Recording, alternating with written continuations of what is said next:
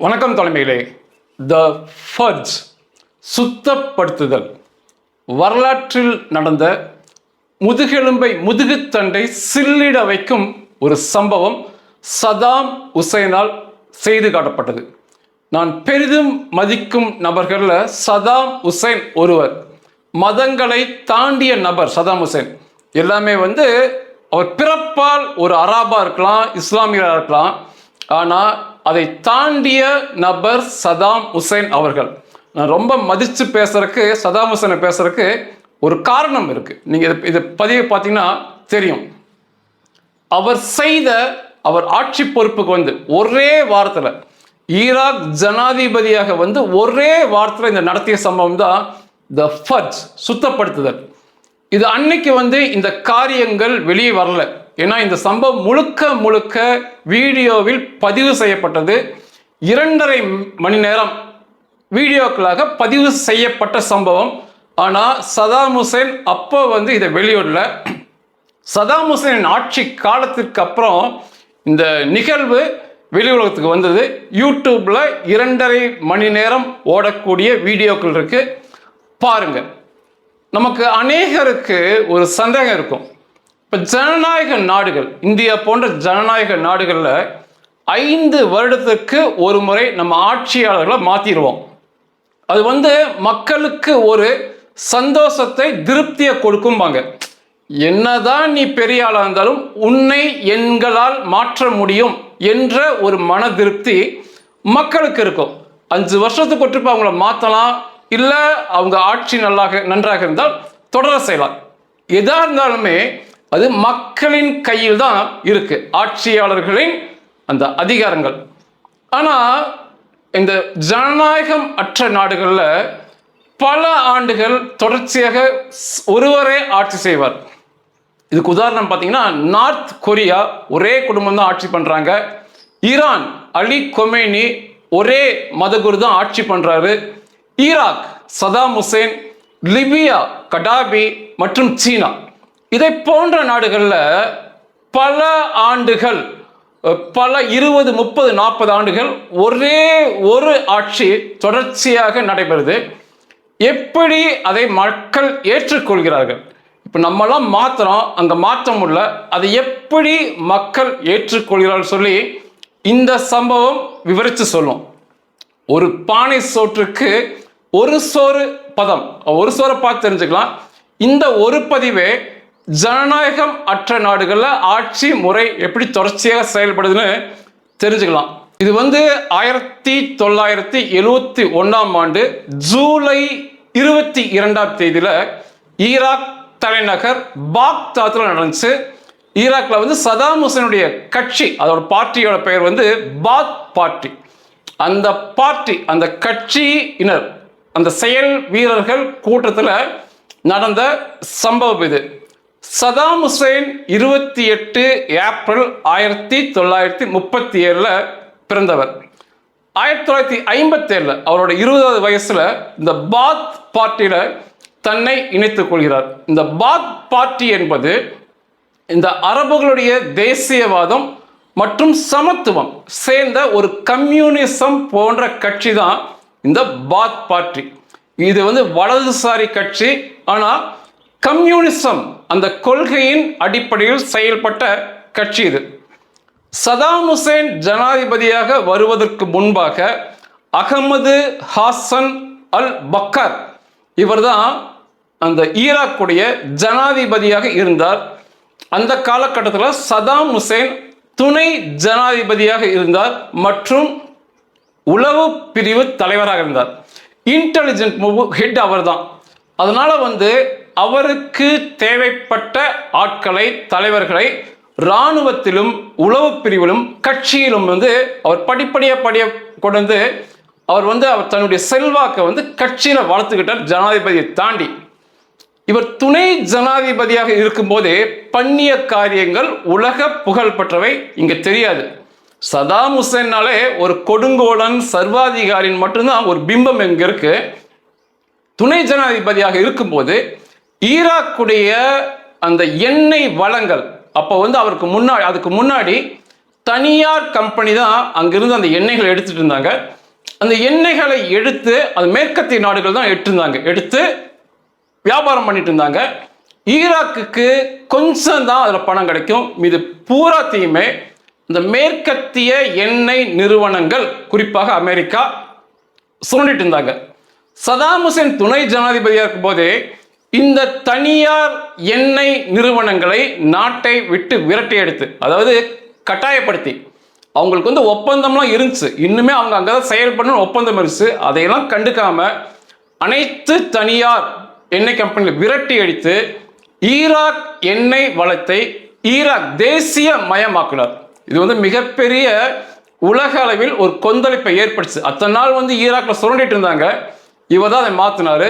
அதற்கடுத்து மிக முக்கியமாக மருத்துவம், கல்வி, சுகாதாரம் முழுக்க இலவசம், அனைவருக்கும் ஒன்றே அப்படிங்கிற ஒரு சட்டத்தை நடைமுறைப்படுத்தியதும் சதாம் ஹுசேன் தான் துணை ஜனாதிபதி இருக்கும்போதே. அங்குள்ள மக்கள் எல்லோருக்குமே பொதுவான கல்வி, பொதுவான மருத்துவம், இது போன்ற காரியங்கள் இலவசமாக ஒரே போல கிடைக்க செய்தார்.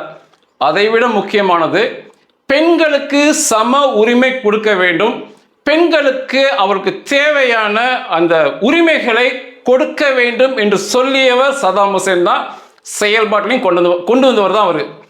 அங்க வந்து பிற அரபு நாடுகளை, இஸ்லாமிய நாடுகளை ஒப்பிட்டு பார்க்கும்போது அந்த பெண்கள், ஈராக் நாட்டு பெண்கள் சதாம் ஹுசேன் ஆட்சி காலத்தில் சர்வ சுதந்திரமாக செயல்பட்டார்கள். இப்போ இங்கே ஈரான்லாம் பார்க்குறீங்க இல்லையா, அந்த கொடுமைகள் எதையுமே இந்த ஈராக்ல வந்து படிச்சிருக்க முடியாது. பெண்கள் அடிமைப்படுத்தப்பட்டார்கள் என்று.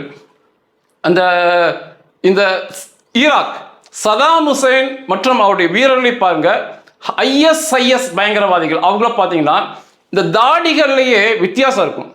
சதாம் ஹுசேன்லாம் பிற ஆட்களை போல, பிற மத ஆண்களை போல அதுக்கு சமமாக தான் சதாம் ஹுசேனும் இருப்பாங்க. அவருடைய வீரர்களுமே நீங்க சரியா சொல்லணும்னா இந்துக்கள், கிறிஸ்துவர்கள், சதாம் ஹுசேன் அராபியர்கள் ஒரே போல இருப்பாங்க, வித்தியாசமே தெரியாது. அவங்க வந்து குவைத்தை பிடிச்சப்ப, இந்த சண்டையில போய் பிற நாட்டு ஆட்களை பிடிக்கும்போது இந்த வித்தியாசமான தாடிகள் வைத்திருந்த அரபுகளை கையில் அந்த முடியை புடுங்கி எடுத்திருக்காங்க. இது என்னடா தாடி இப்படி வச்சுருக்குன்னு சொல்லி, என்ன பிறரை போல நீ இல்லைன்னு சொல்லி அந்த தாடிகளை கைகளால் பிடுங்கிய சம்பவம் நடந்திருக்கு. சதாம் ஹுசேன் வீரர்கள் அதெல்லாம் பண்ணியிருக்கிறாங்க. அதாவது பெண்களுக்கும் சம உரிமை, பிற மதத்தை போல. ஆண்கள் வந்து தோற்றத்தில் ஒரே போல இருப்பதெல்லாம் சதாம் ஹுசேன் பண்ணதான். ஆனால் பிற அரபு நாடுகள் அப்படிலாம் இருக்காது, ஒரு வித்தியாசமாக இருப்பாங்க. நான் அதை குறை சொல்ல, ஆனால் ஒரே போல இருக்க வேண்டும் என்று நினைத்தவர் சதாம் ஹுசேன். கம்யூனிசம் என்பது நம்ம இங்க வந்து ஒரு கட்சியா நினைச்சு குறை சொல்றோம்.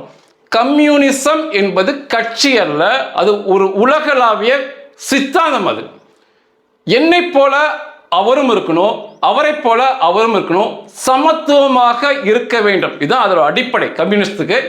நம்ம ஒரு கட்சியா நினைச்சுக்கிட்டு இந்த கம்யூனிஸ்டை வெறுக்கிறது மிகப்பெரிய தப்பு.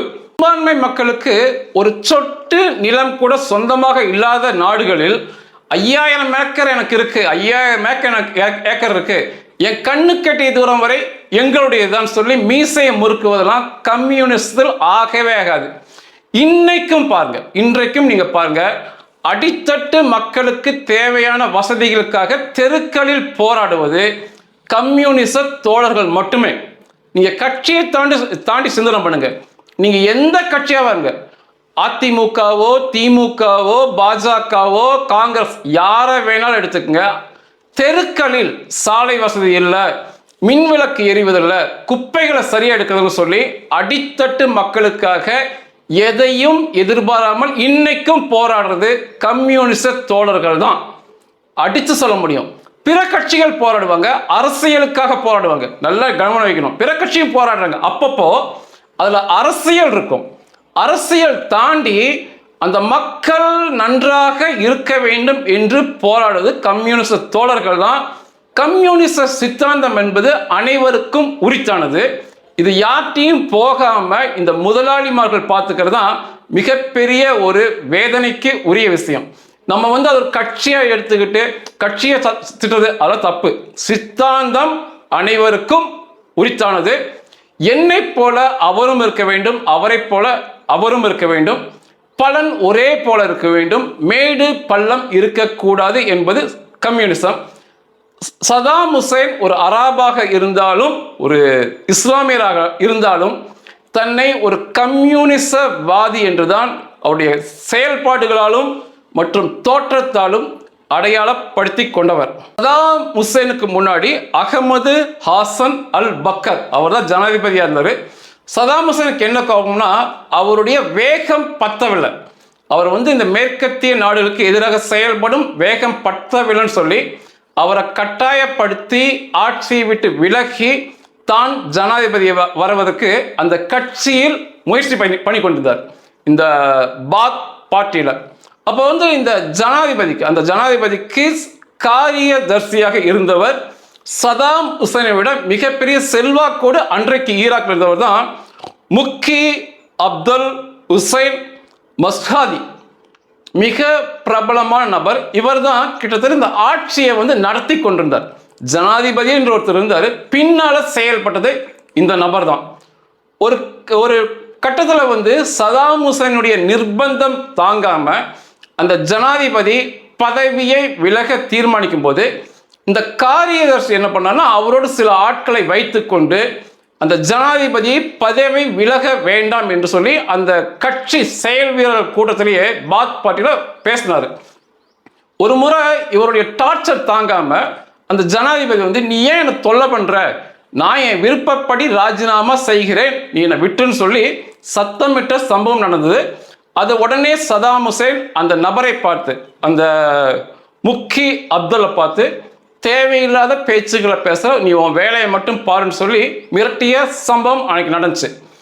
1979 ஜூலை 16 ஈராக் ஜனாதிபதியாக சதாம் ஹுசைன் ஆட்சி பொறுப்பை ஏற்றார். ஜூலை 16. ஜூலை 22, 1979 தான் இந்த சம்பவம் நடந்தது. தலைநகர் பாக்தாத்ல ஒரு ஹால் அப்படிம்பாங்க, மிகப்பெரிய அரங்கத்தில் இந்த பாத் கட்சியினர் செயல் வீரர்கள் முக்கியஸ்தர்கள் கூட்டம் நடந்துச்சு. 400 பேர் அப்படிம்பாங்க. ஆனால் அந்த கூட்டத்தை பார்க்கும்போது அதுக்கு அதிகமான ஆட்கள் அங்கு இருந்தது தெரிய வந்தது.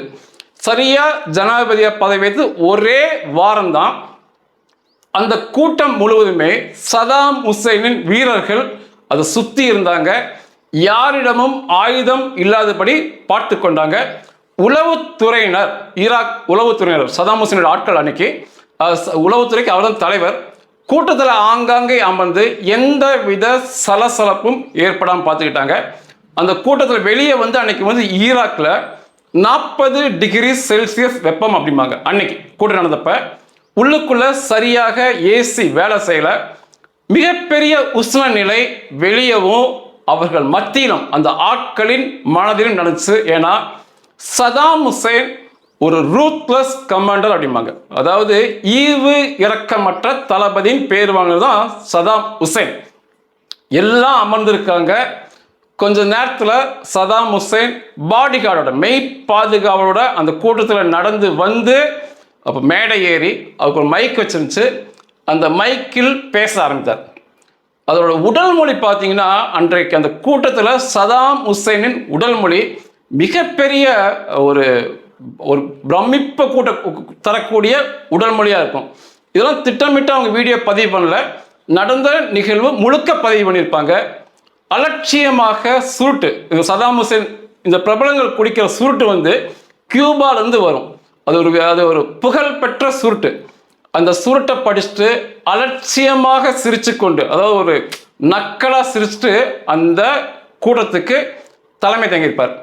அதுக்கப்புறம் அந்த மைக்கை பிடிச்சி சதாம் ஹுசைன் பேச ஆரம்பிப்பார்.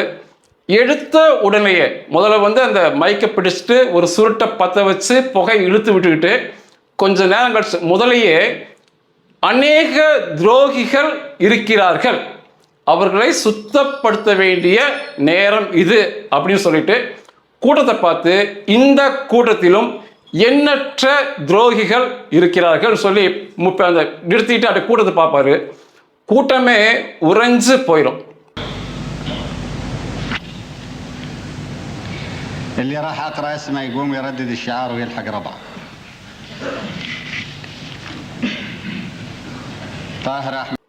அதுக்கப்புறம் மெல்லமா வந்து பேப்பர் எடுத்து வருகை பதிவேடு, அதாவது அட்டனன்ஸ் எடுக்கிற மாதிரி, இந்த ஸ்கூல் எடுக்கிற மாதிரி ஒவ்வொரு பேராக கூப்பிட்டுக்கிட்டு யார் யார் அந்த கூட்டத்திற்கு அன்னைக்கு வரல, சொல்லியும் வராத நபர்கள் யார் அப்படிங்கிற பேரை பார்த்துக்கிட்டு அந்த பேர்கள்லாம் வந்து அந்த பேப்பரில் வந்து டிக் பண்ணுவார். இந்த வருகை பதிவேடு எடுத்து முடிச்ச பிறகு திரும்ப அலட்சியமாக சதாம் ஹுசேன் போய் வந்து அங்கே நாற்காலியில் அமர்ந்துக்கிட்டு சதாம் ஹுசேன் ஆட்சிக்கு வரக்கூடாது என்று திட்டமிட்டு செயல்பட்ட அந்த முன்னாள் ஜனாதிபதியோட காரியதர்சி முக்கி அப்துல் ஹுசைன் மெசாதியை பேசுவார் என்று மேடைக்கு அழைப்பாங்க. அந்த கூட்டத்தில் அந்த நபர் வந்து அதற்கு முன்னால் சதாம் ஹுசைனை விட பிரபலமான நபர் ஈராக்கில். அந்த கூட்டத்தில் வந்து மெதுவாக நடந்து வந்து, நல்ல உயரமான நபர், மெதுவாக நடந்து வந்து அந்த மேடை ஏறி மைக்கை பிடிச்சு, இந்த வீடியோ வந்து 2.5 மணி நேரத்துக்கு மேலே ஓடும். இந்த நபரே அதிகமாக பேசியிருப்பார். அவர் என்ன பேசுவார்னா, ஒரு ஒப்புதல் வாக்கு மூலம் கொடுப்பார். இவர் எப்படி சதாம் ஹுசேனுக்கு எதிராக செயல்பட்டார், சதாம் ஹுசேன் ஆட்சிக்கு வரக்கூடாது சொல்லி என்னென்ன துரோக காரியங்களை செய்தார், குறிப்பாக அண்டை நாடான சிரியா கூட சேர்ந்துக்கிட்டு சிரியா மூலமாக அந்த வீரர்கள் மூலமாக ஈராக்கில் ஆட்சியை கவிழ்த்து ஈராக்கை பிடிக்கலாம் என்று தேச துரோகத்தில் எப்படி செயல்பட்டார் என்று ஒரு பச்சை குழந்தை போல வரிசையை பேசிக்கிட்டே இருப்பார் அந்த நபர். அவர் பேசும்போதே அவரோடு இணைந்து செயல்பட்டவர்கள் யார் யாருங்கிற பேரையும் ஒப்பிப்பார். அந்த பேரை சொல்லும் போது அந்த நபர்கள் கூட்டத்தில் உட்காந்துருக்க அந்த நபர்களை இந்த சதாம் ஹுசைன் வீரர்கள் ஒவ்வொருத்தையும் இழுத்துட்டு போயிட்டு இருப்பாங்க, வெளியே கொண்டு போயிட்டு இருப்பாங்க. இதான் ஃபர்ஜ், சுத்தப்படுத்துதல் என்ற பேரில் வந்த வீடியோ அது. ஒரு மிகப்பெரிய உங்களுக்கு ஒரு சந்தேகம் இல்லை, ஒரு தகவல். அந்த நபரை, அந்த செக்ரட்டரியை அடிக்கலை, துப்பாக்கியில் சுடலை, கத்தி எடுத்து கொத்தலை, எந்த வன்முறையும் பண்ணல. ஏன்னா அந்த நபரை பார்த்தா தெரியும், தெளிவாக இருப்பார். அவர் எந்த இதுவுமே இல்லாமல், இந்த துன்பத்தில் இல்லாமல் அந்த கிளிப்பிள்ளை போல அப்படியே ஒப்பிச்சுக்கிட்டு இருப்பார். என்னென்ன துரோகம் எப்பெல்லாம் பண்ணாங்கிறத வரிசையை ஒப்பிப்பார். இது எப்படி நடந்தது? அதாவது ஒரு உண்மையை ஒத்துக்கணும்னா அவங்கள பிடிச்சி அடிக்கணும், மிகப்பெரிய சித்திரவதெல்லாம் பண்ணி ரத்த காயம்லாம் பண்ண பிறகுதான் உண்மையை ஒற்றுக்கொள்வார்கள் சொல்லுவாங்க. ஆனால் இங்கே எதுவுமே இல்லை. சதாம் ஹுசேன் பண்ணி காமிச்சார். அது எப்படி அப்படின்னா, அவரை வந்து ஒரு வாரத்துக்கு முன்னாடி கைது பண்ணியிருந்தாங்க. சிறையில் வந்து அந்த நபரை முக்கி அப்துல்லா வச்சுருந்தாங்க. அவர் எதையுமே ஒத்துக்கலை, நான் எதையுமே பண்ணல, தேச துரோகம் பண்ணலன்னு தான் சொல்லிட்டு இருந்தார். சதாம் ஹுசேன் ஆணைப்படி அவருடைய மனைவி, அந்த காரியதர்சியுடைய மனைவியையும் மகளையும் அந்த இடத்துக்கு கொண்டு வந்துட்டாங்க. கொண்டு வந்துட்டு அந்த நபர் முன்னால் நிப்பாட்டி வச்சுட்டு, உண்மையை ஒத்துக்கிட்டா பிரச்சனை உன்னோடு போயிடும், நீ உண்மையை சொல்லலை அப்படின்னா இப்போ இந்த இடத்துல உன்னுடைய மகளும் உன்னுடைய மனைவியும் மாறி மாறி இந்த இராணுவ வீரர்களால் பாலியல் பலாத்காரம் செய்யப்படுவார்கள். நீ கண்ணையெல்லாம் மூட முடியாது, உன்னை வந்து கட்டாயப்படுத்தி கண்ணை திறக்க வச்சு பார்க்க வைப்போம். நீ பார்க்க உன் கண்ணு முன்னால இது நடக்கும், தேவையான்னு கேட்டப்ப அந்த நபர் கதறி அழுது விட்டார். இதெல்லாம் பதிவு பண்ணியிருந்தாங்க.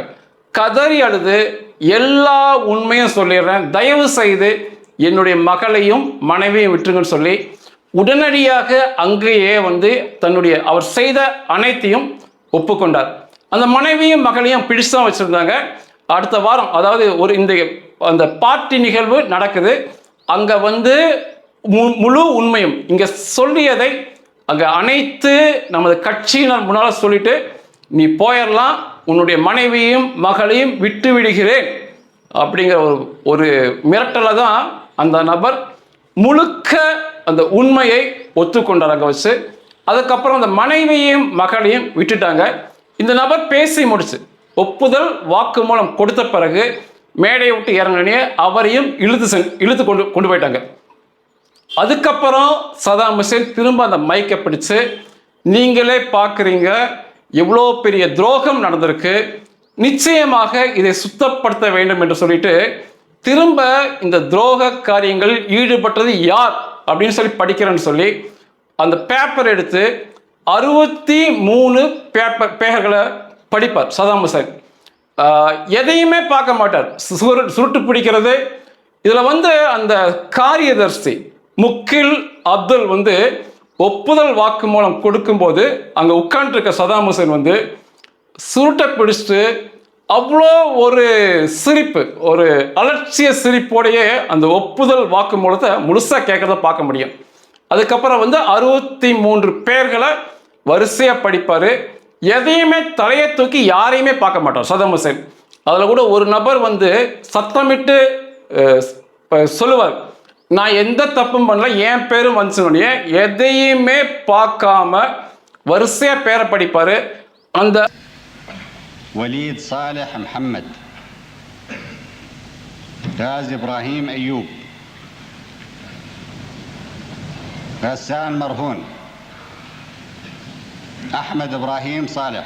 63 பேர்த்தையுமே அங்குள்ள அந்த சதாம் ஹுசைன் வீரர்கள் பெயர் சொல்ல சொல்ல வெளியே கொண்டு போயிட்டே இருப்பாங்க. அந்த 63 பேரும் கொண்டு போயிடுவாங்க. அதற்கு முன்னால் சிலரை வந்து காரியதர்சி பேர் சொல்லும்போது வெளியே கொண்டு போயிருப்பாங்க. அது முடிச்சனையே சுத்தப்படுத்தி விட்டேன் அப்படிம்பாரு. இதுதான் த ஃபோர்ஸ் அப்படின்னு வரும். இந்த சம்பவம் பேசி முடிச்சனையே நடக்க போகின்ற கொடூரங்களை நினைத்து சதாம் ஹுசைன் கண்ணீர் விடுவார். ஒரு 2-3 சொட்டு கண்ணீர் விடுறதை பார்க்கலாம். கஷ்டப்பட்டு தொடச்சிக்குவாரு.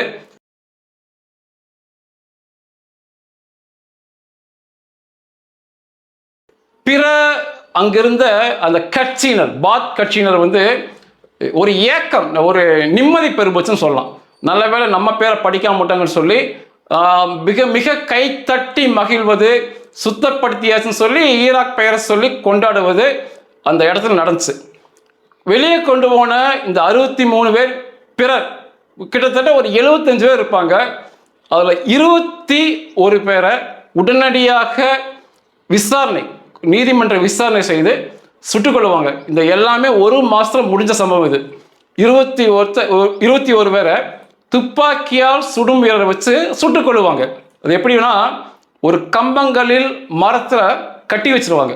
அந்த நபரை கால்கள் வயிற்றுல ஒரு கட்டு இருக்கும், நெஞ்சில் கட்டியிருப்பாங்க. துப்பாக்கியோட சுடுறவங்க வந்து அதுக்கு எதிர்ப்புறம் நின்று 2 வரிசையில் சுடுவாங்க. அதாவது ஒருத்தர் வந்து உட்கார்ந்து இருப்பார், துப்பாக்கியோட சுடுறவர் துப்பாக்கி வைத்து குறி பார்த்து உட்கார்ந்து இருப்பாரு. ஒருத்தர் வந்து நின்றுட்டு இருப்பாரு. நின்றுட்டு இருக்கிறவருடைய துப்பாக்கியில் இருக்க குண்டு நெஞ்சுக்கு வரும்படி இருக்கும். உட்கார்ந்துட்டு இருக்கிற குறி வந்து வயிற்று பகுதியில் இருக்கும். இப்படிதான் ஒருத்தர்களை கொல்றதுக்கு 2 பேர் உட்கார்ந்து நின்று துப்பாக்கி நீட்டிருப்பாங்க. இதே போல 21 பேர்த்தையும் கட்டி வச்சு அவங்கள சுட்டு கொண்டாங்க. இப்போ சுட்டு கொண்டோடனே அந்த கட்டியிருப்பாங்க, அதனால கீழே விழுக மாட்டாங்க. தலை மட்டும் ரொம்ப தொங்கி போயிடும். தலை தொங்கி அப்படியே இருப்பாங்க. அதுக்கப்புறம் பக்கத்தில் போன மருத்துவர்கள் வந்து சோதனை செய்வாங்க, உயிர் போயிடுச்சா இல்லையான்னு சொல்லி. உடனடியாக துப்பாக்கி சூடு நடந்தோடனே உயிர் போவதற்கான வாய்ப்புகள் குறைவாக இருக்கும். உடனடியாக உயிர் போகாது, கொஞ்ச நேரம் ஆகும். மருத்துவர் போய் இவன் உயிர் போகலை அப்படின்னா இராணுவ வீரர் தன்னுடைய கை துப்பாக்கி வைத்து நெத்தியில் வச்சு சுட்டுக் கொள்வார். 3வது, அதாவது அந்த துப்பாக்கி சுடும் வீரர்கள் சுட்ட பிறகு இன்னும் இராணுவ வீரர் பக்கத்தில் போய் உயிர் போகலன்னு மருத்துவர் சொன்னால் நெத்தியில் வச்சு சுட்டுக் கொள்வாங்க. இதுதான் துப்பாக்கியில் சுட்டும் கொள்ளும் முறை. 21 பேர்த்த சுட்டுக் கொண்டாங்க. மீதம் இருக்கிறவர்கள் வந்து விசாரணை முடிஞ்சு சிறையில் அடைக்கப்பட்டாங்க. அவர்கள் அனைவரும் கொடுமைப்படுத்தப்பட்டு கொல்லப்பட்டார்கள். அதோட காரியதர்சி முக்கில் அப்துல் ஹுசைன் மெசாதி வந்து சுட்டுக் கொல்லப்பட்ட நபர்கள் ஒருவர். பிறர் வந்து அநேகர் கொடுமைப்படுத்தப்பட்டு கொல்லப்பட்டாங்க. இவங்க யாரை வச்சு கொல்லப்பட்டார்கள்னா இராணுவ வீரர்கள் கொல்லல.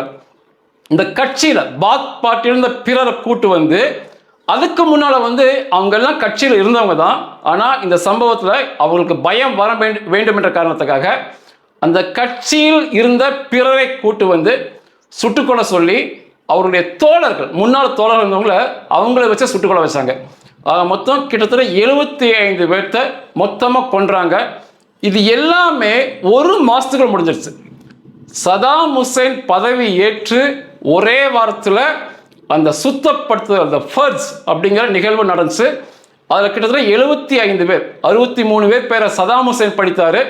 12 பேர் பக்கம் வந்து அந்த காரியதர்சி படித்தார். 75 பேர்த்த வெளியேற்றினாங்க, சுத்தப்படுத்தினாங்க. அந்த 75 பேர்த்தையுமே கொன்னுட்டாங்க. இது மொத்த சம்பவமே 1 மாதத்துக்குள் முடிந்து போன சம்பவம். இது முழுக்க முழுக்க வீடியோவில் பதிவு செய்யப்பட்ட சம்பவம்.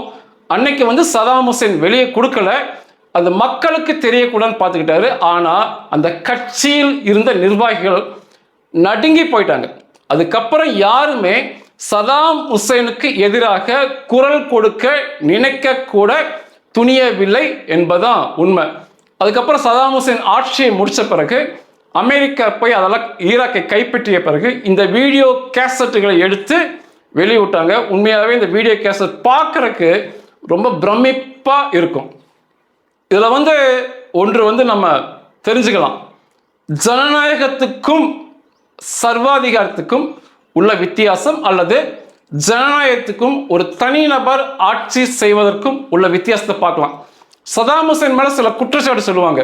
சிறுபான்மை மக்களை கொன்றார், குறிப்பாக சியா இஸ்லாமியர்களை, குர்திஸ் மக்களை கொன்றார், இப்படி ஆட்சிக்கு எதிராக செயல்பட்டவர்களை கொன்றார் என்ற குற்றச்சாட்டு சொல்லுவாங்க மேற்கத்திய நாடுகளில். ஆனால் அதே சதாம் ஹுசேன் தான் அந்த எண்ணெய் வளங்களை தேசிய உடைமையாக்கி அந்த முழு பலனும் ஈராக் மக்களுக்கு செல்வது போல பார்த்துக்கொண்டார். பெண்களுக்கு உரிமை கொடுத்ததும் சதாம் ஹுசேன் தான். மருத்துவம், கல்வி, சுகாதாரம் ஒரே போல இருக்க வேண்டும் இலவசப்படுத்தியதும் சதாம் ஹுசேன் தான். அந்த மக்களுக்கு வரி இல்லை என்று சொன்னவரும் சதாம் ஹுசேன் தான். தோற்றத்தில் ஒரே போல இருக்க வேண்டும் என்று சொன்னவர், அதை செயல்படுத்தி காட்டியவரும் சதாம் ஹுசேன் தான். சதாம் ஹுசேனை பற்றி தனியாகவே பேசலாம். ஆனால் ஜனநாயகம் அல்ல, தனிநபர் ஆட்சி நடக்குது அப்படின்னா இதை போன்ற சம்பவங்கள் நடக்கும், எதிர்த்து குரல் கொடுக்க முடியாது. ஜனநாயக நாட்டில் வந்து மக்கள் தங்கள் எதிர்ப்பை பதிவு செய்யலாம், குரலை கொடுக்கலாம். இங்கே அது போன்று நடக்காது.